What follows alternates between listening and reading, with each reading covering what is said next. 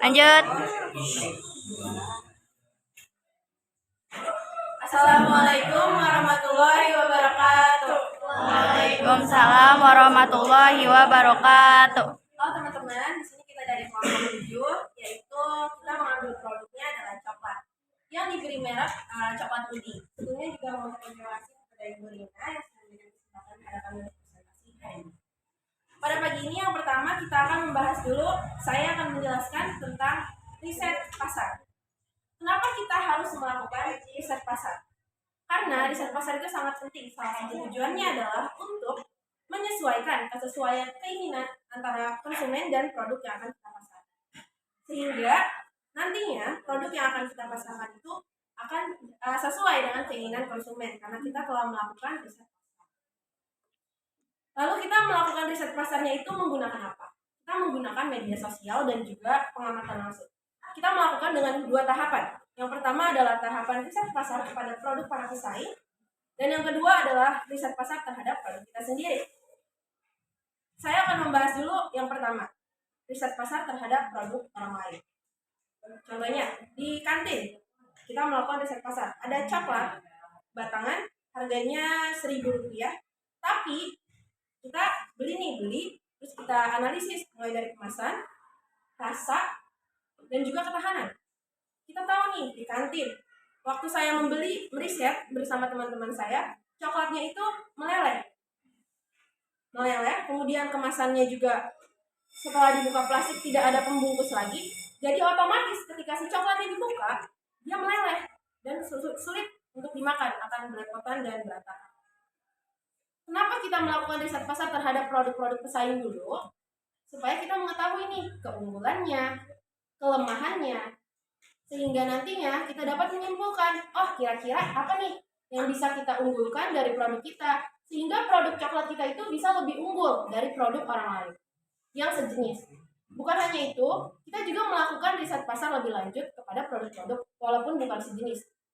Kenapa kita melakukan riset walaupun produk itu tidak sejenis dengan apa yang kita jual, kita pasarkan? Karena kita supaya apa ya? Kita mengetahui, oh strategi mereka untuk menjualkan sampai bisa laris tuh seperti ini loh, sehingga kita bisa menerapkan walaupun berbeda jenis ya, itu untuk riset pasar produk orang lain. Tujuannya ya tadi untuk mengetahui kelebihan dan juga biar kita bisa mengembangkan keunggulan-keunggulan produk yang ada di produk kita. Yang kedua, riset pasar di media sosial untuk produk kita sendiri. Menggunakan media sosial apa? Di sini kita menggunakan dua media sosial. Yang pertama adalah Instagram, dan yang kedua adalah WhatsApp. Kenapa Instagram? Kalian juga, teman-teman juga pasti di sini pada pakai Instagram, ya bukan? Nah, di Instagram juga kalian pasti tahu ada fitur-fitur seperti question box atau kotak pertanyaan, polling untuk mengetahui berapa persentase yang memilih. Kita manfaatkan. Kita juga tahu bahwa kedua fitur ini bisa digunakan untuk membantu perencanaan suatu bisnis. Itu kenapa kita menggunakan Instagram, karena fitur-fiturnya yang sangat dapat membantu mempromosikan, membantu meriset pasar. Oke, balik lagi ke pembahasan riset pasar. Di produk kita menggunakan riset pasar pertama di Instagram, menggunakan polling. Apa saja yang sudah kita lakukan? Yang pertama yaitu mempolling kemasan, mulai dari gambar kemasan, rasa, isian, dan juga karakter ya. Nah, kita bikin polling lalu kita posting di Snapgram, di SG-nya.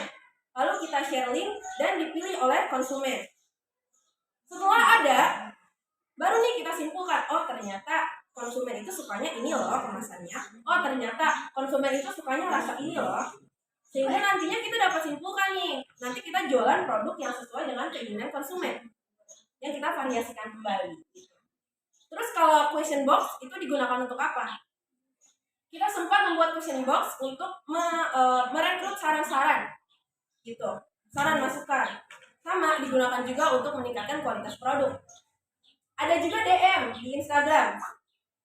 Contohnya Nada kemarin kan ngasih saran kayak gitu. Nah itu berfungsi sangat bagus gitu Instagram untuk membantu perencanaan bisnis kita. Itu riset pasar melalui Instagram. Yang kedua WhatsApp. Nah ini nih WhatsApp. Kalian juga tahu kalau di WhatsApp itu ada fitur status WhatsApp. Itu kita gunakan untuk mempromosikan. Bagaimana cara mempromosikan produk kita pada WhatsApp? Yaitu dengan membuat pamflet di kanvas. Kita desain semenarik mungkin, kita masukkan foto produk, kita masukkan jadwal penjualan, harga dan segala macamnya. Kemudian kita promosikan melalui WhatsApp.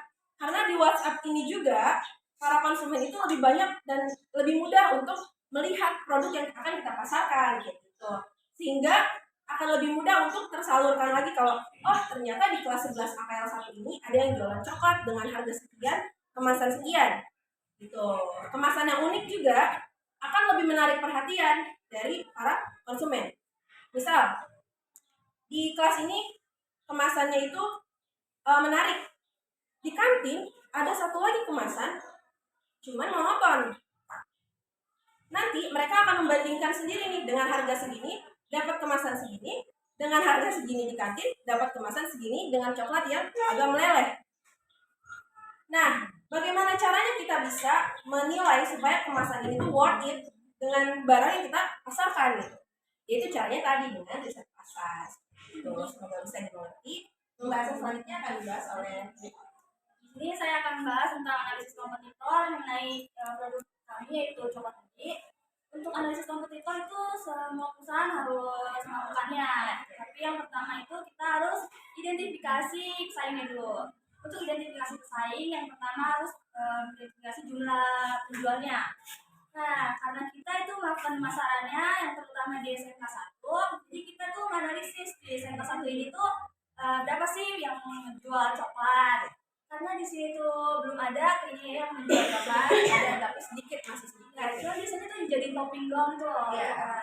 Nah, jadi peluang kita coklat Mundi ini tuh lebih besar untuk penjualannya gitu. Karena tidak ada pesaingnya.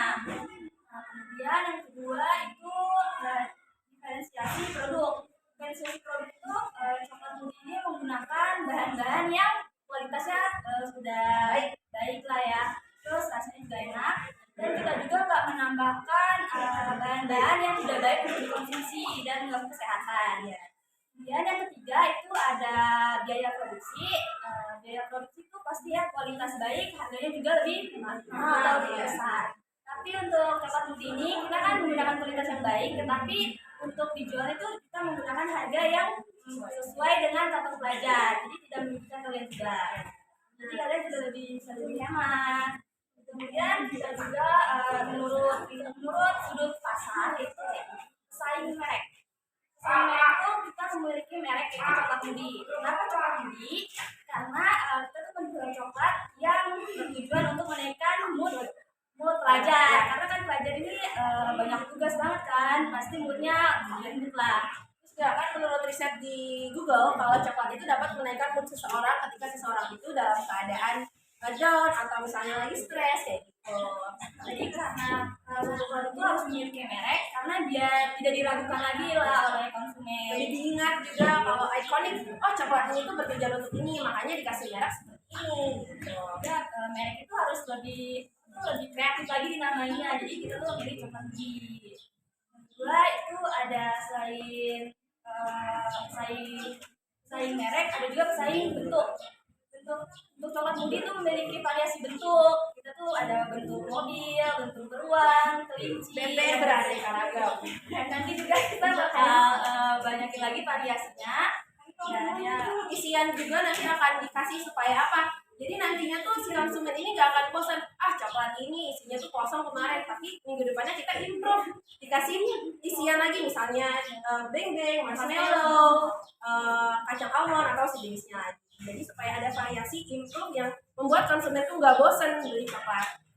Dan jadwal pemasaran juga itu penting ya, karena kalau kita lakukan penjualan itu setiap hari terus menerus akan bosan, gitu masalahnya, bosan juga. Jadi kita mengatur strategi juga di penjualan. Hari ini kita jual rasa ini, minggu depan harus dikasih ini supaya improve biar pembeli itu nggak bosan gitu dengan produk yang kita jualkan. Jadi harus ada improvement terus menerus. Kemudian setelah diidentifikasi pesaingnya, kita harus analisis pesaing. Analisis pesaing itu yang mulai dari yang sejenis dulu. Untuk yang sejenis kita udah analisis coklat-coklat yang ada di warung yang kata Pia tadi sebutin. Yang di warung-warung tuh coklatnya setelah kita analisis dari menarik. Kemudian coklatnya juga tuh kalian pasti pernah kan beli coklat itu pasti nempel kan di mulut. Nah kemudian dari bentuknya juga monoton, paling kotak biasa. Iya, gitu. Dari harganya juga ya, juga bentuknya kayak kurang menarik. harganya juga lumayan.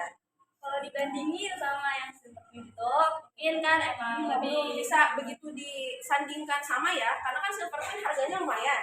Kenapa sih coklat Ruby itu harga bisa dipasarkan di sekolah? Kenapa nggak pakai coklat yang kayak silver queen? Karena kan harganya itu sangat tinggi ya.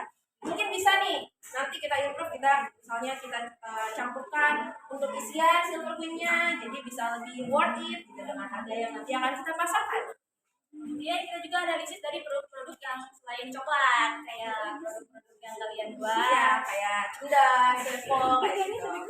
Ya, nggak apa-apa. Kalau dari kemasan, mungkin kemasannya kan biasanya plastik biasa gitu, maksudnya belum ada motif-motif namanya. Jadi kita tuh ngeliat, oh lebih menarik lagi kalau kita pakai motif atau yang lebih lucu lagi yang cocok dengan coklat. Strategi penjualan juga itu pasti masing-masing kalian juga menganalisis kan para penjual strateginya kayak gimana kayak gitu. Jadi walaupun si produk yang dipasarkannya ini itu enggak sejenis, tetap kita bisa analisis cara strategi penjualannya nih yang bisa diterapkan di kita juga, karena kan berbeda produk, jadi penjualannya juga akan lebih tinggi.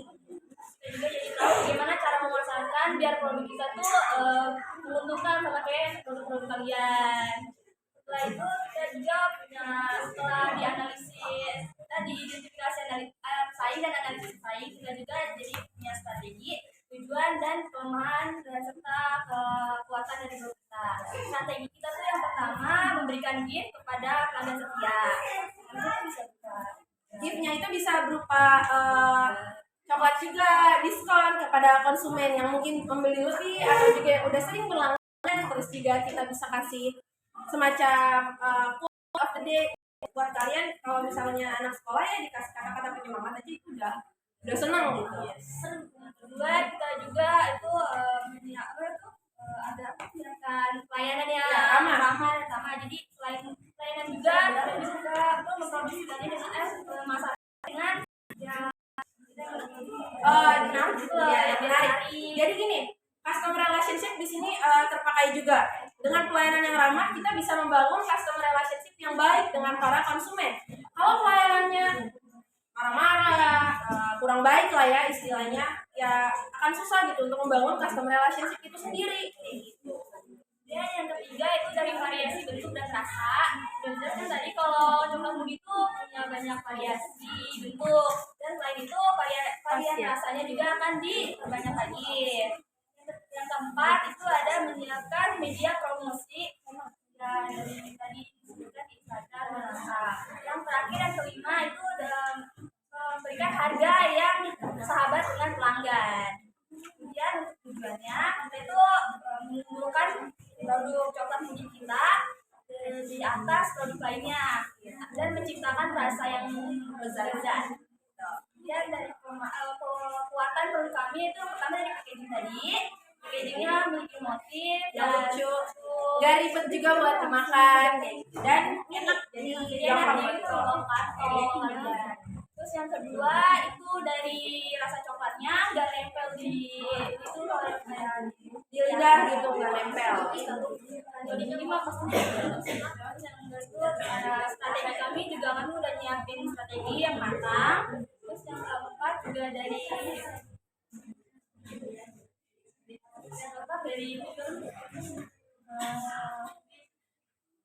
pokoknya strateginya itu kita mulai kita cara pemasarannya, nanti kita akan mencari strategi-strategi yang menarik kayak tadi ngasih gift dan lain sebagainya.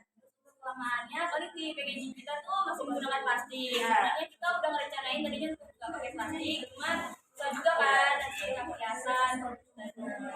Jadi paling itu aja, sama varian rasanya belum diadain. Selanjutnya kita akan membahas ke channel. Ya. Nah, di channel kali ini kita menggunakan media sosial yaitu Instagram dan WhatsApp. Nah, di Instagram ini kita bisa mempromosikan bisnis atau perencanaan bisnis. Nah, di Instagram ini kita juga menggunakan fitur yaitu fitur yang tadi dibahas sama Via. Itu juga bisa, ya itu following. sama question box. Nah, di dua fitur ini kita bisa mempromosikan produk atau juga men-share. Oke, selanjutnya akan dibahas oleh Rizka. Administrasi usaha adalah rangkaian atau proses kegiatan bekerja sama yang dilakukan oleh sekelompok orang untuk melakukan tujuan tertentu.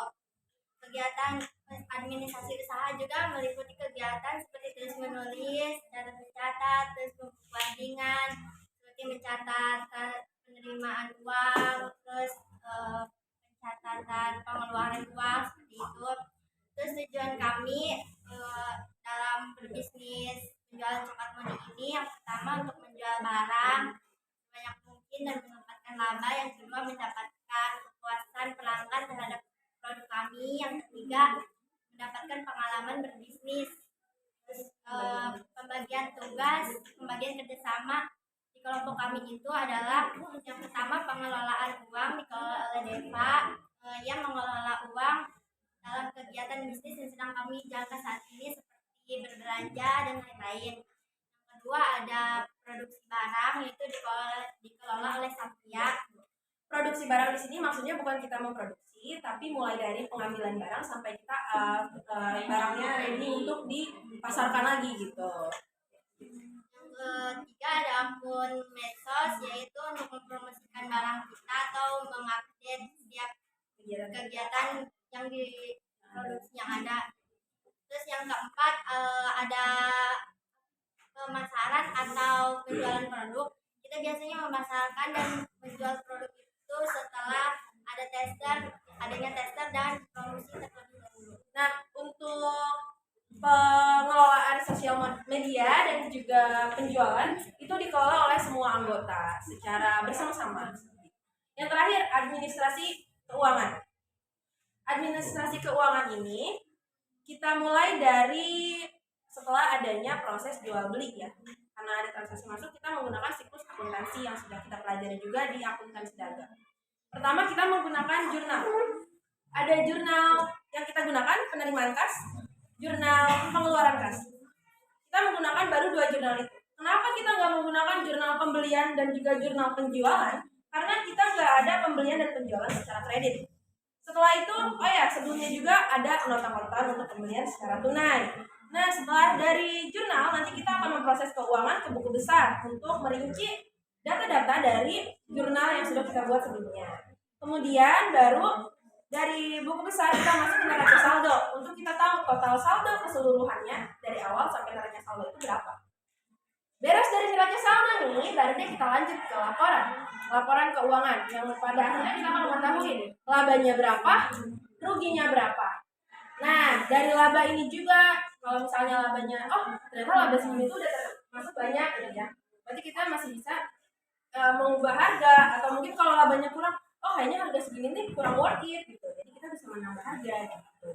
Itu aja dari administrasi keuangan. Apakah ada yang ingin ditanyakan?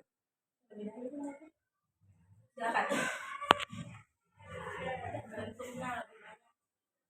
Saran dan oh iya, kalau misalnya kalian ada saran, masukan, kritik, kalian boleh DM ke Instagram Mudi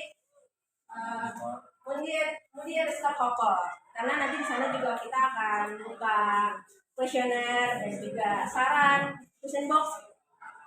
Dan mohon juga kritik sarannya dan masukannya untuk produk kami, supaya nantinya produk kami itu bisa lebih membangun, menjualkan perkembangan produk yang lebih baik, improve terus menerus. Mungkin hanya itu dari kelompok kami. Jangan lupa nanti setelah kami pasarkan untuk membeli produk kami karena itu enak banget. Terima kasih. Sekian dari kami. Wassalamualaikum warahmatullahi wabarakatuh. Enggak ada tanya jawab ya? Ibu tadi udah ada tanya jawabannya? Oh, enggak ada. Enggak ada. Mungkin Ibu ada pertanyaan? Terima kasih atas perhatiannya. Wassalamualaikum warahmatullahi wabarakatuh.